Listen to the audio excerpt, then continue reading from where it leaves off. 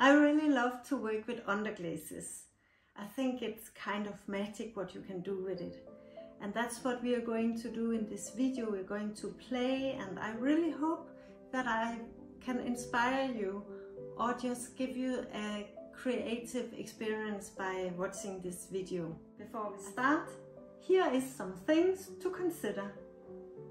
I like 3 tips about underglaze. 1 can be used both on leather hard clay or bisque-fired items. 2, it doesn't melt together during firing. 3, choose your color theme before starting. And I like to explore a lot of different underglaze techniques. So I hope you are with me here. Let's play.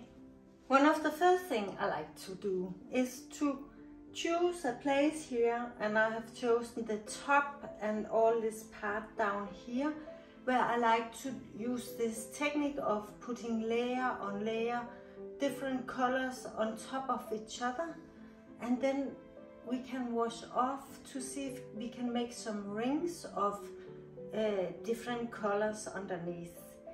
And I will start with that because all these layers, they need to dry in between, so we can put a layer on and then we can start another technique while this first layer is drying, and then we can continue. So I think the first layer I like to put on should be a brownish color, a dark color.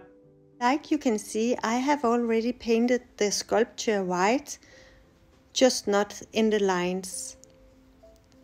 That I've done to have a base to work with. So now you can see I have made the first layer that are mocha brown. Then I think we should do something with pattern. I'm just trying some different things to see if we can create some exciting patterns. Meanwhile, let's have some more facts. Underglaze is a method of decorating pottery in which painted decoration is applied to the surface before it is covered with a transparent ceramic glaze and fired in a kiln. A glaze is a paint composed by a bunch of chemicals that, when added to a bisque piece, it will make that glass shiny cover. An underglaze is a paint composed by a bunch of chemicals that you can add to greenware or bisque. Okay, thanks AI. And I'd like to thank you all who have subscribed to this channel. It really means a lot to me and to this creative community that we are creating together here. And here is the result of this technique with the patterns. The brown, yellow and beige colors are merging together. Now I have changed the techniques to doing some dots with a pipette, and this is the brown color, and I will do it in other colors as well. I'm using orange and beige. And here is the result of this technique with making drops with a pipette.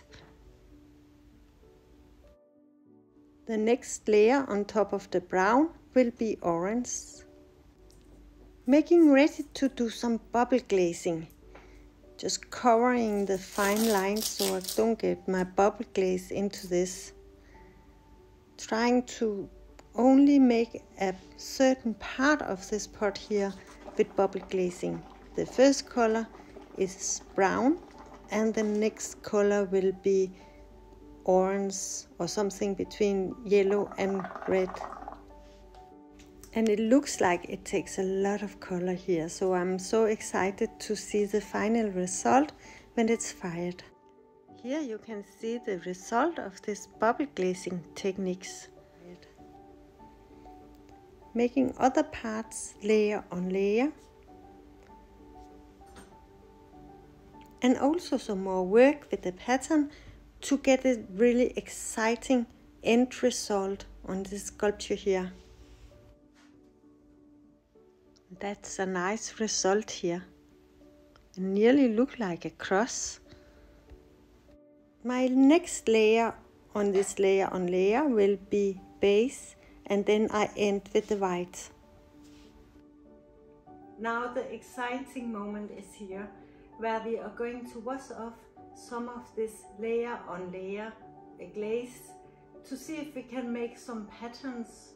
I'm trying carefully to wash off in the areas of this layer on layer and see if we can get some rings, and I think we can.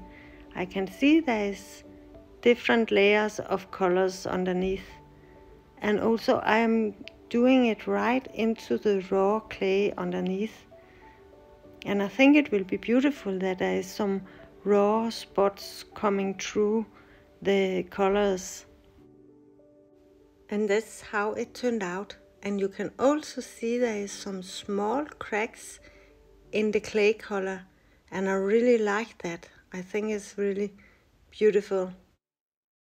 Here I'm trying to scrape off some of the colors here to get the pattern underneath, and I have to use a vacuum cleaner so I don't get the dust out in the room here.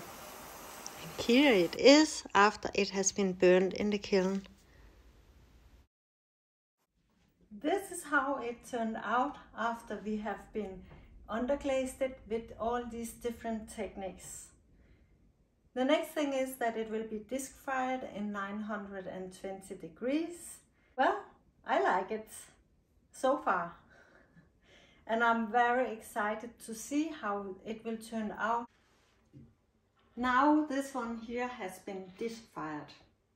The next thing is that I'm going to glaze it with a transparent glaze before it's getting burned again.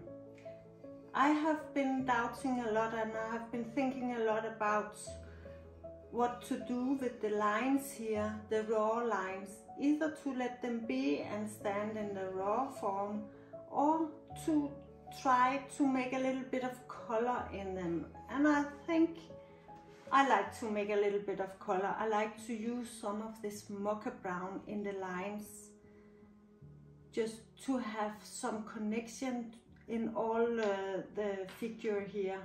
And I'll put a time lamp on so you can see the whole process here. Let's go.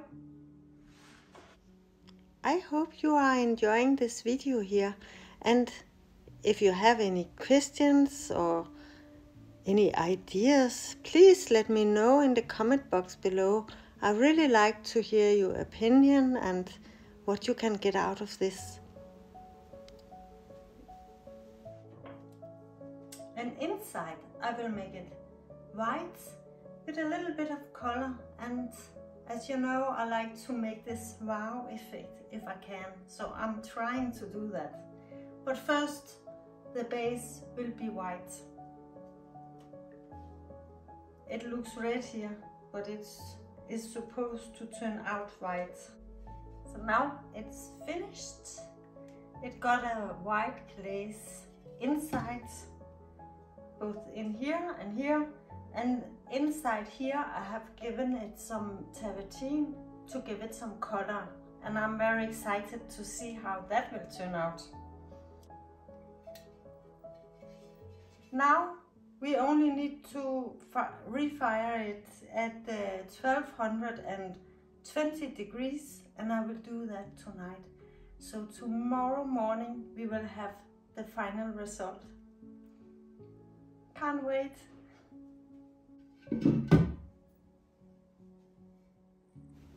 Here it is.